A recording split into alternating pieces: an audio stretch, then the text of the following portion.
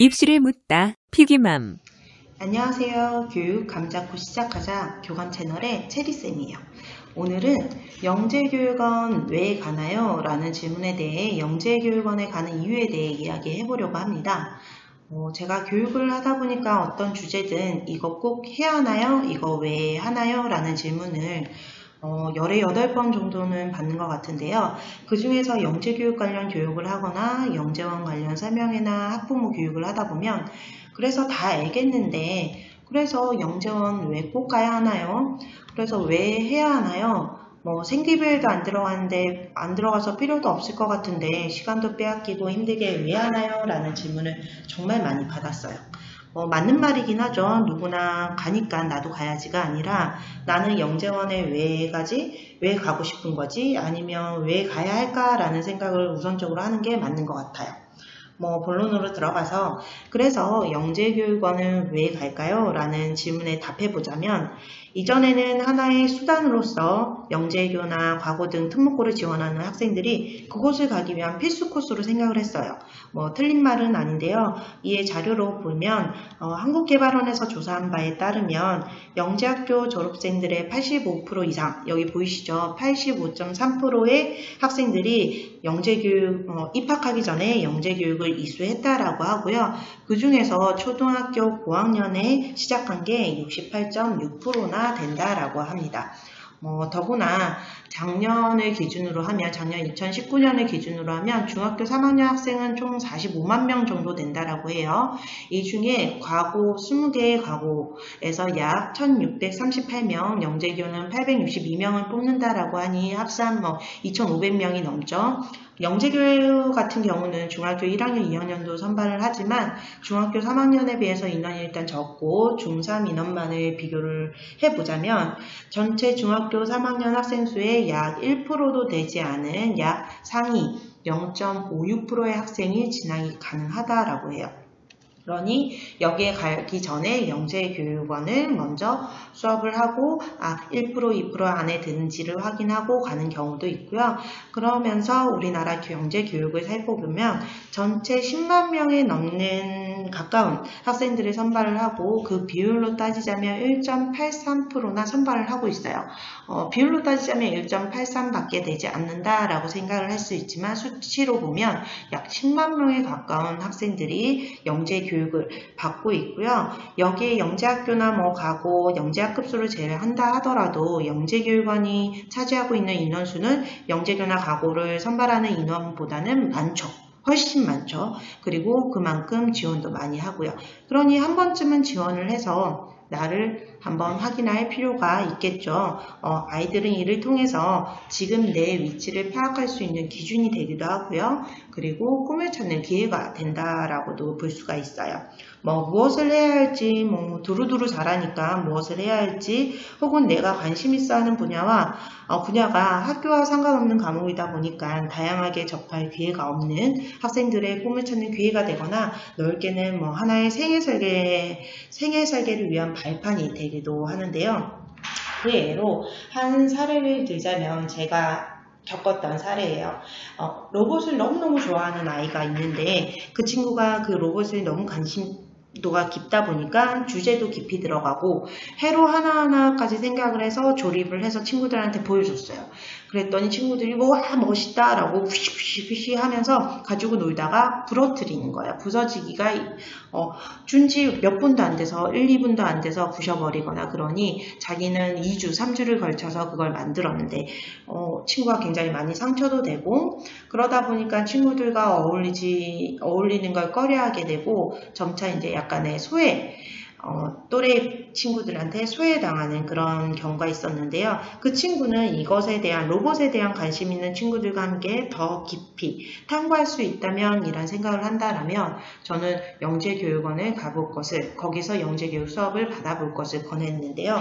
그 친구도 그렇고 그 친구의 엄마도 똑같은 반응이었어요. 그런데 수학과학 못해 라고 하는 거예요. 영재교육 가려면 수학과학 잘해야 하는 거 아니야? 우린 그거 못해 라고 얘기를 하는데 요즘 영재교육은 수학과학, 예전에는 수학과학에 집중을 했지만 현재는 수학과학뿐만 아니라 다양한 분야에서 영재교육을 실시하고 있어요.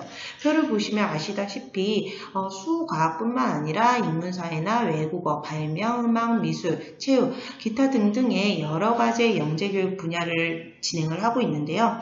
그림으로 한 번 더 살펴보면 그림에선 수과학이 이제 도드러지게 보이긴 하죠. 아무래도 아직까지 많긴 해요. 72.8%나 선발을 하고 있지만 그 분야를 운영을 하고 있지만 저희는 여기 이외에도 오른쪽에 보시면 다양한 발명이나 음악, 미술, 체육, 인문이나 외국어, 기타 등등의 다양한 분야에서 선발을 하고 있다라는 것에 집중을 했으면 좋겠고요. 다양한 분야가 있다라는 것도 아시면 좋을 것 같아요.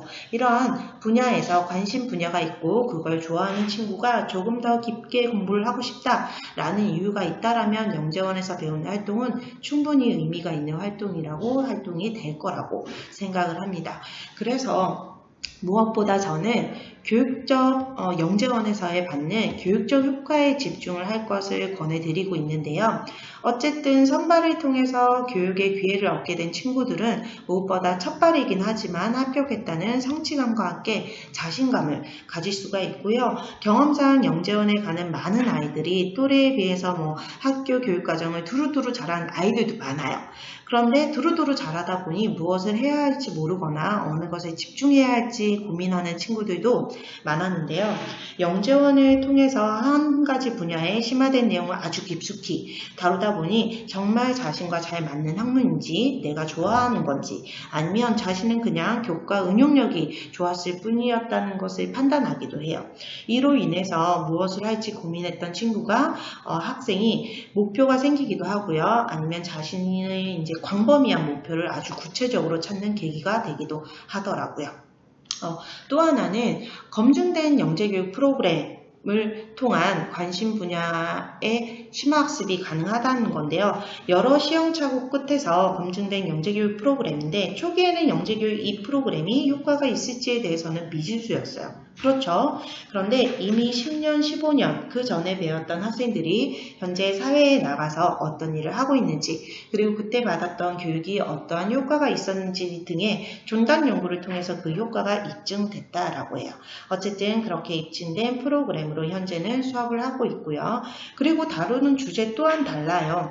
지금 보시는 자료는 개발원에서 제시한 자료로 영재교육에서 다루는 수준별 주제예요. 초등과정에서 다루는 수화연산의 한 부분인데 보시다시피 수도크나 DP게임, 복면산이나 마방진 같은 경우는 일반 교육과정에서는 배우지 않는 내용이죠. 도형과 측정 파트의 한 부분도 보시다시피 일반 교육과정에서 배울 수 있는 주제를 심도 있게 다룰 수도 있겠지만 교육과정에서 배울 수 없는 내용도 구성이 되어 있어요.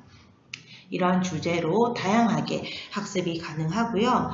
그리고 현재 영재교육원에서 수업에 들어갔더니 내가 이 수업이 가능한 학력 수준이 도달했는지 어쨌든 판단하는 계기가 되기도 하고요. 그 외에는 다양한 수업 방식에서도 볼 수가 있는데요. 교육과정에서도 현재 교육과정에서도 토론학습이나 발견학습, 또 자기주도적 학습 형태를 굉장히 강조하고 있죠. 그런데 이러한 학습 형태를 진행하기 힘들 뿐더러 지식 수준이나 관심 분야가 다양하게 퍼져 있는 것보다는 수학과, 언어, 미술 등 한 분야에 관심을 갖고 그 분야를 같이 관심을 가지고 있는 친구들과 함께 이러한 활동들을 같이 하고 주어진 내용을 통해서 토론 주제를 선정을 하고 목적을 위해 계획을 하고 그 계획대로 실행하는 그러한 일련의 과정들을 통해서 얻을 수 있는 교육적 효과는 말이나 어떤 수치로 표현하기도 어려울 것 같아요. 그러한 교육과정 안에서 기초적인 지식도 습득할 수가 있고 의사소통 능력이나 표현 능력도 증진시킬 수가 있고요. 나아가서 복합적으로 사고하는 능력을 키울 수 있을 거라 생각을 합니다. 이상 영재교육원에 왜 가나요? 라는 질문에 대한 저의 생각을 정리해 보았고요. 어떠한 영재교육원에 가는 이유가 어떠한 수단이 되기도 하지만 다양한 교육적 효과에 집중을 했으면 좋겠습니다. 다음에는 또 다른 주제로 찾아뵙도록 하겠습니다. 안녕히 계세요.